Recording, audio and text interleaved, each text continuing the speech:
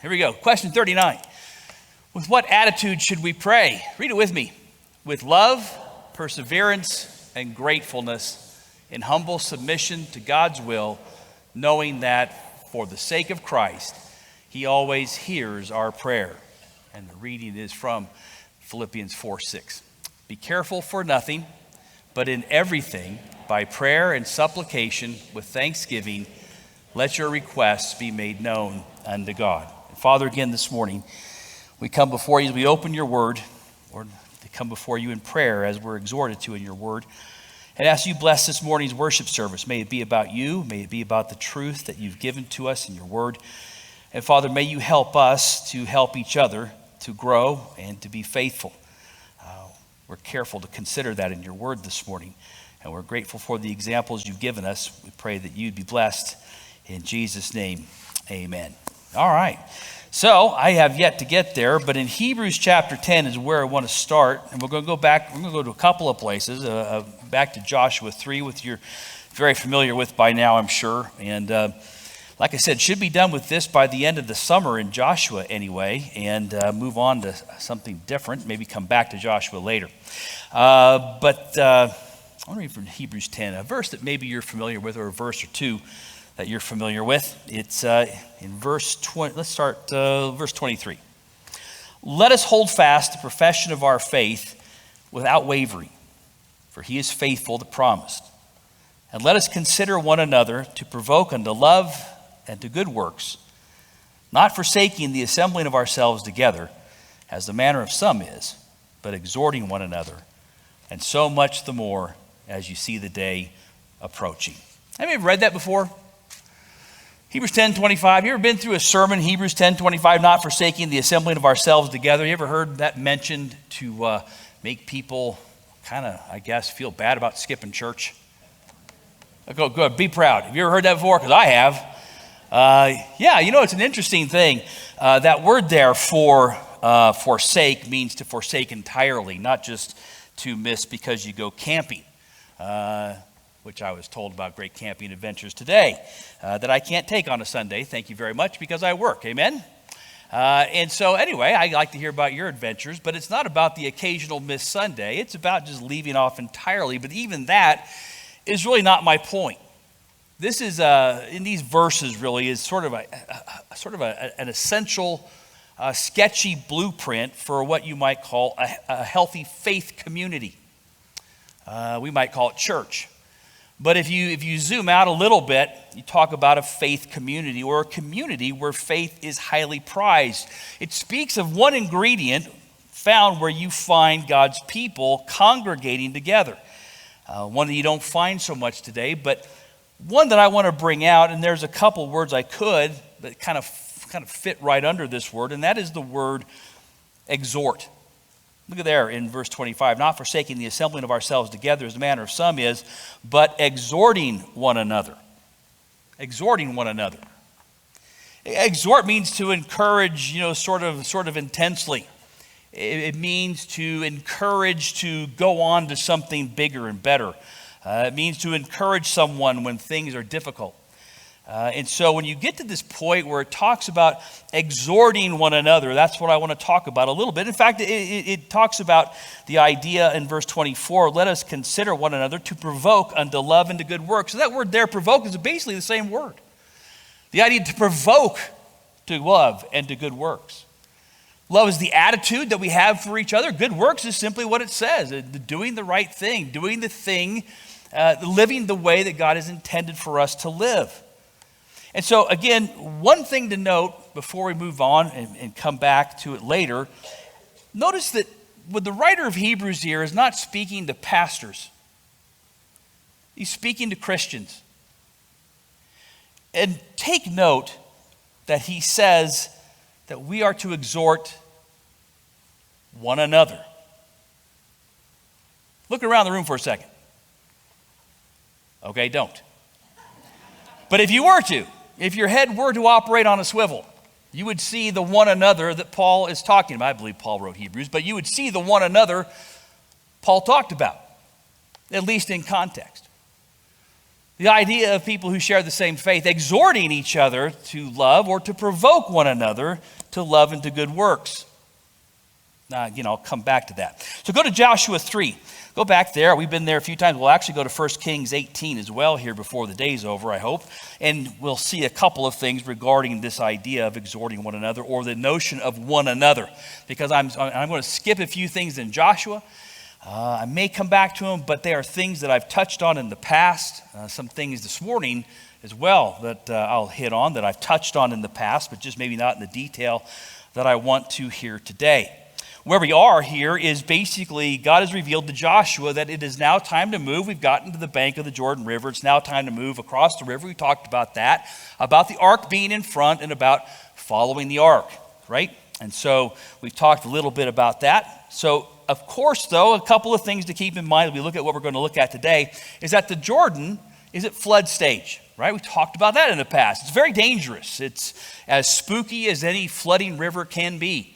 Around here, I'm sure you've seen floods that come up on the Arkansas. You've seen, of course, pictures of it in Texas, the tragedy that's been experienced there.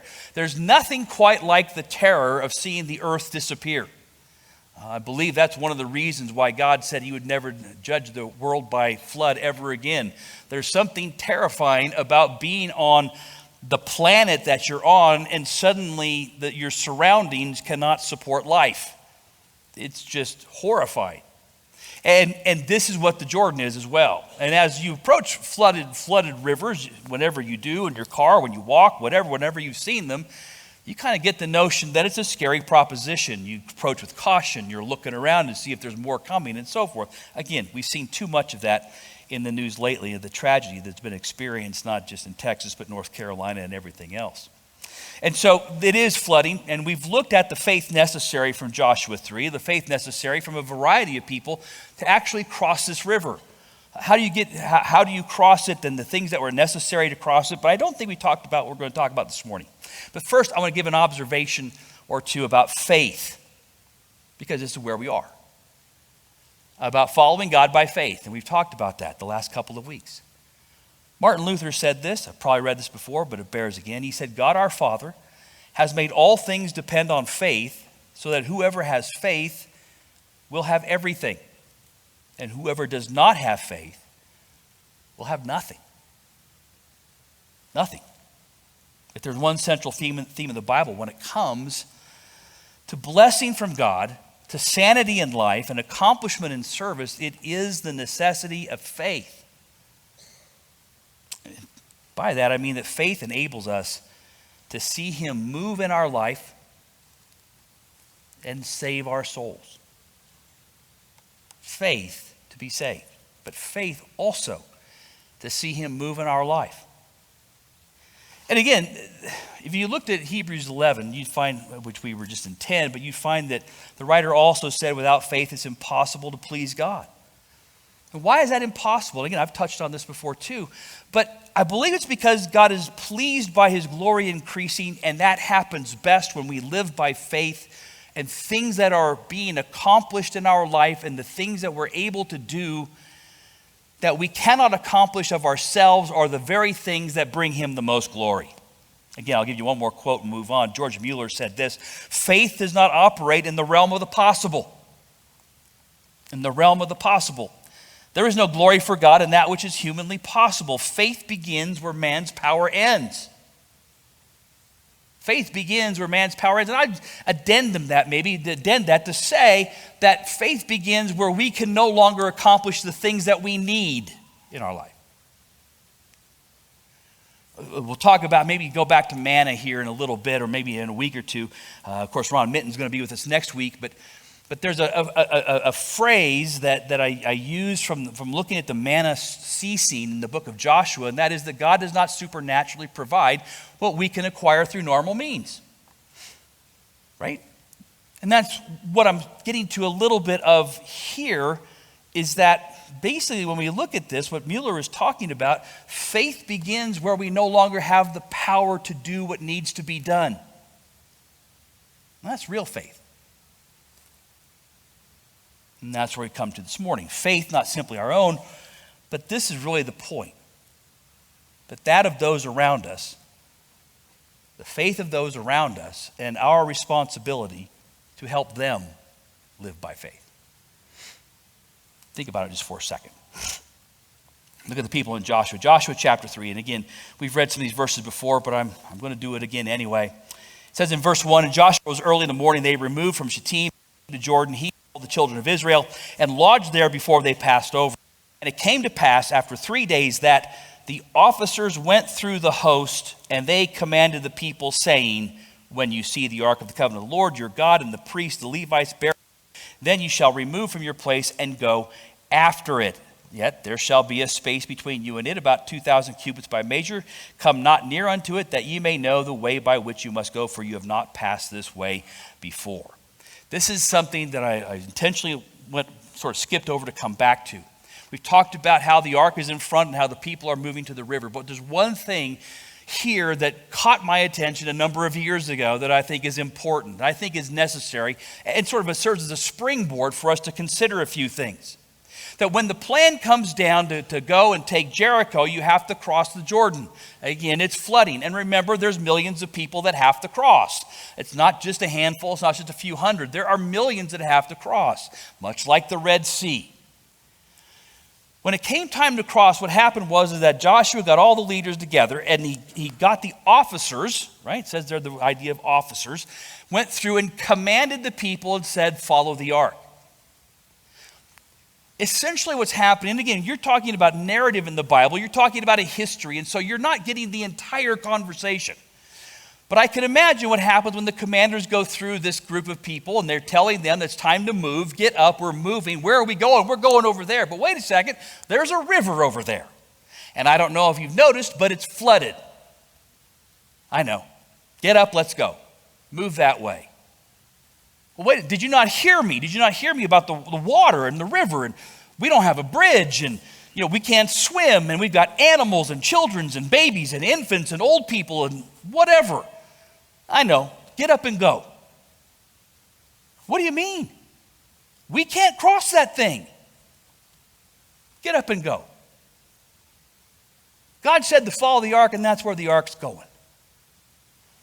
I mean, do you understand what I'm saying? That when we don't have the entire conversation, and if somebody told you to get up and cross the Arkansas at flood stage, what would you say? No boat, no bridge. Get up and head that way. You've got to get across that river. What do you mean get across that river? It's flooded. You've seen the pictures of the flooding in Texas and so forth. What if somebody just said, hey, head toward that river. You need to get across it. What are you talking about? I can't do that. Right? And yet what happened is that there were people who heard what God wanted everyone to do and went through and told them all exactly that. Get up and head to the river. And no matter what their response was, no matter how much sense it made, no matter how likely the chances of success were, no matter how certain it seemed that people would die if you went to that river, they told them, head for the river. That's where we're going. That's where we're leading. And notice I put it this way. I hope this is mine. I don't know. I put it this way. The faith of those captains, starting with Joshua, enabled people to believe God would do what he said he would do. God said, I'll get you to the other side. I'll get you into the land. This land is yours. I have given it to you. Head for the river. Well, if I go to the river, I can't cross. If I step into the river, I'm going to die. But God said, I've got the land on the other side. He's already given it to me. Well, let's go tell everybody to go. Because I don't know what God's going to do. I just know what God said to do. I don't know how God's going to do it. I just know that he said we should go. Does that make sense? Am I making sense? Am I making sense? Okay. Because if not, we'll just close in prayer and go home, because that's all I got today. God had said that the entire nation should get ready to move and then cross Jordan over into Canaan. And that seemed to be impossible. But God promised to give them the land. and 2 million people, a raging river, and a fortified city as Jericho were not going to stop his promises. And there were people who believed that enough, not just to go themselves, but to get the others to go as well. Head this way. It's dangerous, but let's go. Come on with me. We're going. I know it doesn't seem like we'll survive, but let's go because God said so. Faith is necessary to please God, at least in some part because of this reason, because with faith, we will believe God will do what he said he will do. Does that make sense? Do you believe that God will do what he said he will do? That God will always do what he said he will do. This is where it sort of gets proven a little bit. There are a lot, and I understand it. I'm the same way.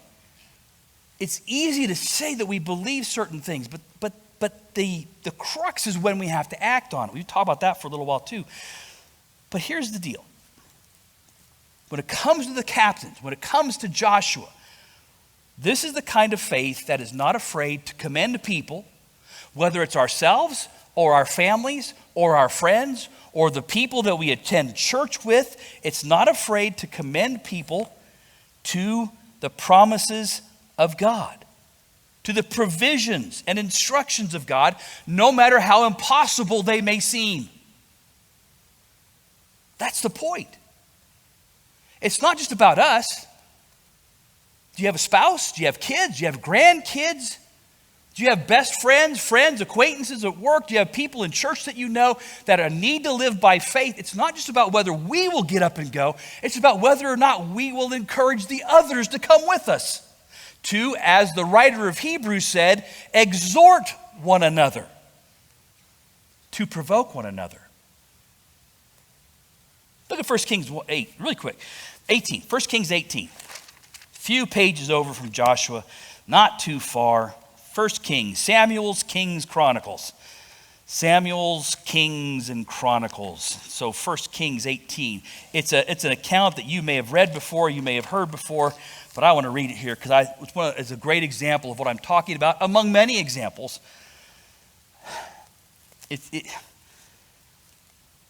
I'm going to try to just give you sort of an overview and then get to the crux of it. This is Elijah, Obadiah, and Ahab, right? Elijah, Obadiah, Ahab, and Jezebel's in the background there somewhere. This Obadiah, by the way, is not the prophet Obadiah. It's a different one, who is apparently very sympathetic to the prophets of God. Because you might remember, if you've read through 1 Kings, you know that Jezebel and Ahab are busy trying to kill all the prophets, right? They're busy trying to kill. And the only ones that were safe were the ones that Obadiah saved himself. He hid them, about 100 of them, from the wrath of Jezebel, who wanted them all dead. And so this is a time of famine. And at a time of famine, Obadiah met Elijah, right? Let me see where that is here. We've got this in... What happens is, let me read this. And it came to pass, verse 1, after many days, that the word of the Lord came to Elijah in the 3rd year, saying, go show thyself unto Ahab, and I will send rain upon the earth. Stop right there. First of all, understand this. No one on this earth wants Elijah dead more than Ahab. He has been trying to kill Elijah for a very long time. And God comes to Elijah and says, go find your friend Ahab, and show yourself to him. Hold that in your head. And Elijah went to show himself unto Ahab, right? And there was a sore famine in Samaria, and Ahab called Obadiah, which was the governor of his house. Verse 4, for it was so that when Jezebel cut off the prophets of the Lord, that Obadiah took 100 prophets and hid them by 50 in a cave and fed them with bread and water. One thing here. Obadiah is kind of like a clandestine agent, right? He's one who's actually a God-fearer. He's one that actually worships God. But he is also, right, because he's the commander of his house, the governor of his region, he is connected in some way with Ahab. And so Ahab comes to seek his help, right? And say, let's go and find some food, water, whatever. That's what he's going to do. But just understand that Obadiah is like under the radar here, hiding prophets from the very sort of throne that he works for or that he is connected to. Verse 5, and Ahab said unto Obadiah, go into the land, unto all fountains of water, and unto all brooks, peradventure we may find grass to save the horses and mules alive, that we lose not all the beasts. Again, the famine's there. Let's don't lose all of the beasts for a variety of reasons. So they divided the land between them to pass throughout it. Ahab went one way by himself, and Obadiah went another way by himself. So they part ways to go look for food and water and so forth. Verse 7. And as Obadiah was in the way, behold, Elijah met him, and he knew him. Somehow Obadiah knew that this was Elijah, right? Which again is remarkable. But he fell on his face, Obadiah did, and said, art thou my Lord Elijah? So here's the guy, Obadiah, who has just hidden 100 prophets so that they wouldn't be killed by Ahab. He's sent out by Ahab to look for food, water, whatever else. And what happens is he meets the basically prince of prophets, Elijah. He sees him, he's so overcome, he falls down and says, are you my Lord Elijah? And then Elijah answered him and said, yeah, yes I am. And he said this, because he doesn't stop there. Go, tell thy Lord, behold, Elijah's here. Are you Elijah? Yes, I am. Go tell Ahab that I'm here. And this is what's interesting to me. Because again, notice Ahab's not going to go find, Elijah's not going to go find Ahab. He finds this fanboy, I guess. I don't know what you would call him. This sort of guy who idolizes this prophet, who would basically do almost anything he asks him to do, and says, why don't you go get your pal Ahab and bring him here? We'll come back to that. And look at verse 9. And Obadiah said, what have I sinned, that thou wouldest deliver thy servant into the hand of Ahab to slay me? Hey, why don't you go get Ahab and tell him I'm here? And he's like, what did I do to you? You want me to go talk to this maniac about you? First of all, I think in his head, maybe he would think that Ahab might find out that he's been sort of the mole in the kingdom to hide the prophets. I don't know, but one thing is for sure. He goes on, and Obadiah says this, as the Lord thy God liveth, there is no nation or kingdom whither my Lord hath not sent to seek you. And when they said he is not there, he took an oath of the kingdom and nation that they found thee not. Again, he looked for you everywhere. If they said you weren't there, he made them swear that you weren't there. And now you say, go tell thy Lord, behold, Elijah is here. And it shall come to pass, as soon as I am gone from thee, that the Spirit of the Lord shall carry thee whither I know not. And so when I come and tell Ahab, and he cannot find thee, he shall slay me, but I, thy servant, fear the Lord from thy youth. It's hard to put this, encapsulate this, but it seems like this is what Obadiah is afraid of. You send me to tell Ahab that you're here. Well, God's going to protect you from Ahab because he wants to kill you. And so he's going to swoop you away, and I'm going to bring Ahab back here to see you. He's going to be so upset, he's going to kill me. Why would you do that to me? Why would you do that to me? Isn't the Old Testament interesting? It's really interesting. Verse 13. Again, was it not told my Lord what I did when Jezebel slew the prophets of the Lord? How I hid 100 men of the Lord's prophets by 50 in a cave and fed them with bread and water. Look, he says, I'm a good guy here. Why do you want to do that? Why do you want to kill me? Why do you want me dead? I've done good things. And now you say, go tell thy Lord, behold, Elijah is here, and he shall slay me. And Elijah said, as the Lord of hosts liveth, before whom I stand, I will surely show myself unto him today. He assures him that, no, I'm not going anywhere. But this is, when you read this, what is interesting to me is that Elijah is going to have a showdown with Ahab. And he's not afraid to tell Obadiah to risk his own life to go get him.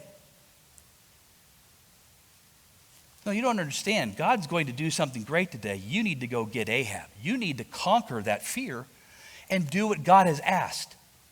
You need to not be concerned about what might happen and just be concerned with what God said to do. God told me to find him. Here you are. You know where he is. You go get him and trust God that you will not be killed.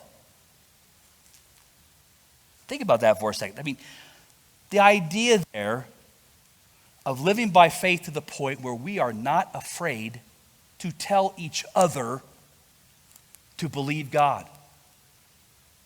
Where we are not afraid to tell each other to trust God, to exhort each other,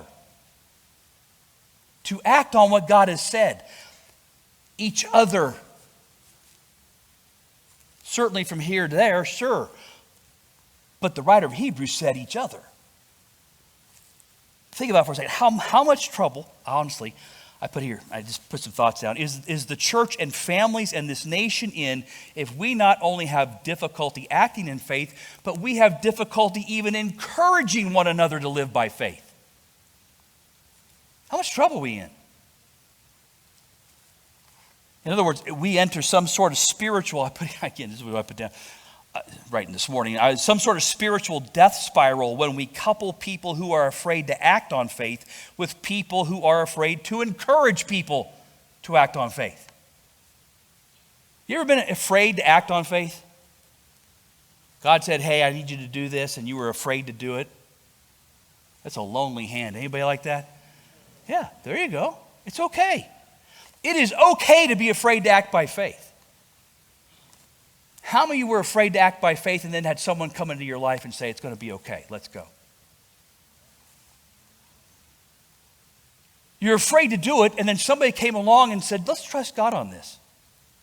Maybe it was a spouse, maybe it was a friend, maybe it was someone in church, maybe all three of those. But it was somebody that came along and said, let's do this. See, encourage people to act on faith, just like the captains were unafraid to instruct people to head toward a swollen, raging river. And there's so many other examples. Just like Abraham was unafraid to tell Isaac to lie down on the altar. We've talked about that before, about how Isaac could have taken Abraham probably pretty easily, but he just lies down. Why? Because I'm sure that in some way his dad told him, we're going to trust God. Does Isaac lay down on that altar if Abraham doesn't encourage him to trust God? Just like Naaman, right? You remember Naaman, the prophet, was unafraid to accuse David before the throne. Remember that? Remember that Naaman walks into David's throne, tells him the story about the lambs and the little lamb and the little dude who has the little lamb and the big dude who has lots of lambs, steals the one lamb from the little dude. And David says in his anger, who is this guy? I'm going to get him. And Naaman says, it's you. God told him to do that. God told him to go tell David to stop acting like a garden variety Gentile and start acting like the man after God's own heart. And David repents. David writes Psalm 51. And here's the thing. If you read about David and Bathsheba, you know how this was, and again, this is narrative in the Bible. It seems like some of these events go boom, boom, boom, boom, boom, and they don't. David sinned with Bathsheba, and then he went years before Naaman came to the throne. And the kingdom suffered, and David suffered. And it wasn't until Naaman walked in and exhorted David, you are in sin, follow God, that David stepped down and did what he had to do. Repent and compose himself, and the kingdom began to recover. Does David do that? If someone doesn't encourage him or exhort him to live by faith? How about Mordecai? Was unafraid to push Esther into the throne room. What was Esther busy doing when she was the only one who could have the influence, I guess, to keep the Jews from being slaughtered? She shrinks back, and she has all sorts of reasons why she can't enter the throne room. I myself could be killed if I do that. Mordecai wasn't afraid. He knew what God wanted her to do. He said, you got to act by faith. Who knows but what you've not come to the kingdom for such a time as this? She's over here terrified of acting by faith, and she's got an uncle who tells her, let's obey God. Let's do what God said. How could these exhorters encourage people to act on what seemed dangerous or impossible? You may have nieces or nephews, and would you encourage them to go into a situation where they could quite probably be killed? because the lives of other people were dependent on it? Think about it for a second. Why were they able to do it? Because they had faith that God would do what he said. Elijah had faith that God would protect him until he could meet Ahab. The commanders of the host had faith that God would get them to the other side no matter what the river looked like right now. Abraham had faith that God would preserve a seed through Isaac no matter what he was asking him to do with Isaac right now. That's the nature of faith, isn't it? When God says, go here and do this or speak this, and we say it will get us killed, it's too dangerous, that's impossible, that's when we need somebody to come alongside and say, let's go. What are you waiting for? Why are you shrinking back? Why are you going backwards? Why are you running? Right? How about Jonah? What did Jonah do? He turned around and ran. You know, who knows what would have happened if Jonah would have had somebody who said, where are you going? What did God say to do? I'm not mad, by the way. Do you know that? You know that, right? I'm not upset. But here's the thing.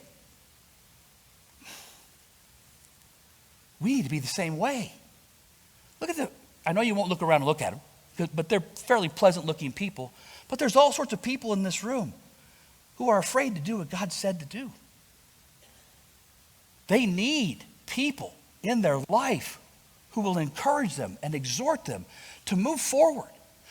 They need people in their life who will come and reach out to them who are going backward, who are so terrified they're leaving the place that they've attained to. We need people unafraid to tell timid people that they should be a bold witness.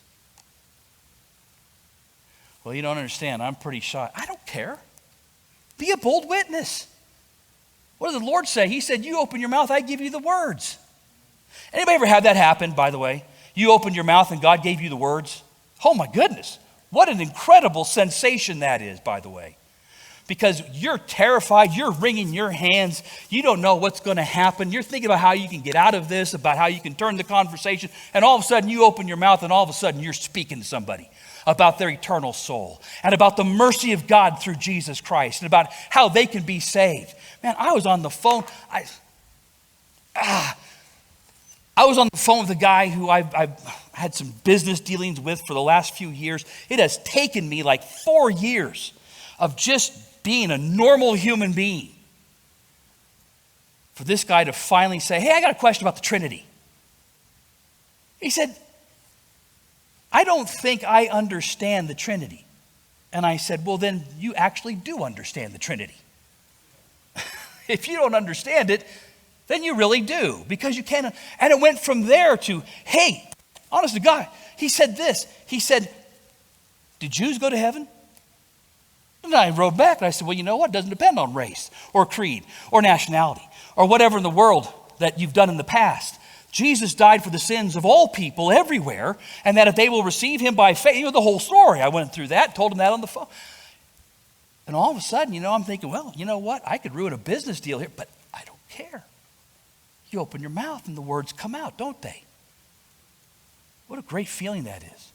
They say, I'll lose my friends. I have made more friends because I've been honest with them about Jesus than I've ever lost.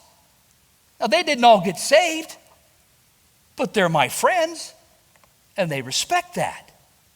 That's an amazing thing. Listen, we have to be people who are unafraid to tell young people to pursue Christ because there's nothing better than Jesus. And you have to live that. And older people, you have to show that.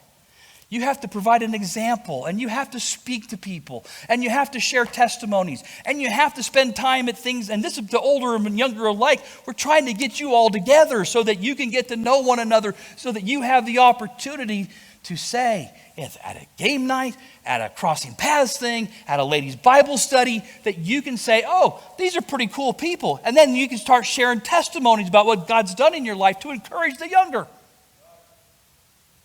And the younger to encourage the older, that the faith will carry on. Man, unafraid to tell people that, I got all sorts of things here, I'm just drossing it down.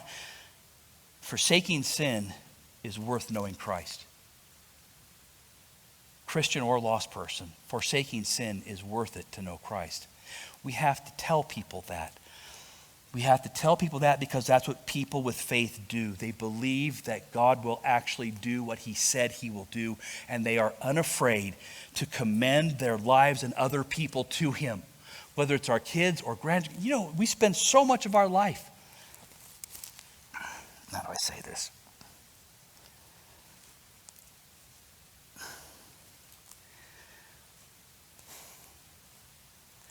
The church at times, in our day of individualism and liberty, has become good where all the neighbors keep to themselves. And they don't get involved in anybody's business. It's not your fault. It's the way the country has become. We're kind of like a neighborhood where everybody just closes their doors. And I know that can go too far. Anybody ever have nosy neighbors? Ever had a party line? Cheryl grew up with a party line, believe it or not. I mean, she's that old. Where you could hear people listen in on the party line and the house. Now, I'm not talking about that. I'm not talking about that. But the church has become a place where we look at one another and we keep telling ourselves, it's none of our business. Now, wait a second. A covenant community of faith says it is our business. Not to be jerks, not to lower the hammer of judgment. It's our business to encourage people to live by faith. It's our business to say, hey, where you been? It's our business to say, hey, how'd that prayer request turn out? It's our business to say, how can I pray for you? And I know that seems awkward here on a Sunday morning, but that's why we have things like game nights and Bible studies and Wednesday nights and things like that. It's in no small part to help people get together to know each other so that they can form not just friendships, but spiritual relationships where we can be the type of people that actually do exhort one another. In some weird way, and I don't know what it is, in some weird way, by being around other people in different sort of settings and situations, we communicate that it's okay to exhort me. It's okay to exhort me. If I fall behind, it's okay to come after me. If you see a need in my life, it's okay to ask about it.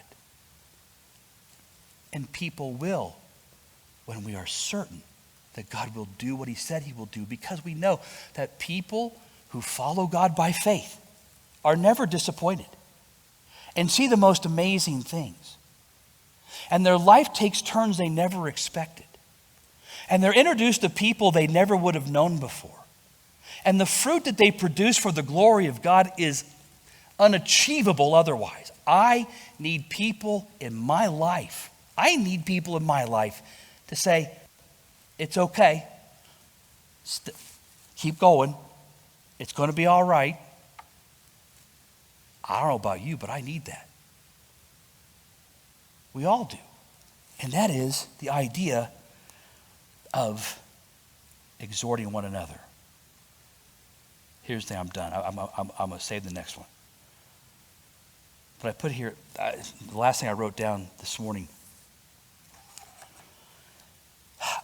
Influence in our lives is a weird thing. Who influences you? Is it the people who, with faith, that believe God will do what he said he'll do? Or is it people who are outside that particular idea, who have no faith whatsoever? So oftentimes you see Christians who struggle along because the people who are influencing them are not people who believe that God will do what he said he will do. They're people who are just pals or friends, or they're good time people, or whatever the case may be. It's like a cell phone. I looked this up, and I really am going to be done. A cell phone, I looked this up. Do you realize the cell phone that you have in your pocket, purse, or wherever, is more powerful. Seriously, it's more powerful than the space shuttle computers, the early space shuttle computers. It has much more memory, much more processing speed. By comparison, the space shuttle ran on an abacus compared to your phone. And you know what most of us do? Play games. Right? Isn't that what we do? We play games.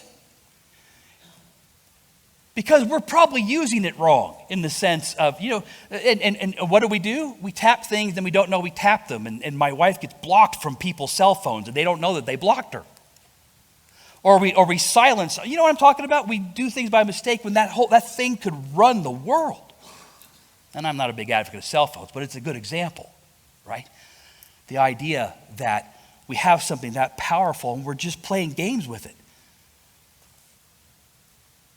That is your faith community.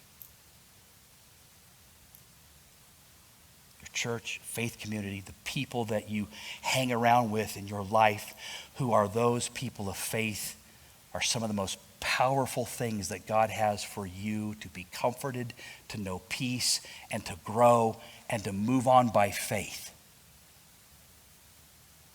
But a lot of times we use it wrong. That's the exhortation.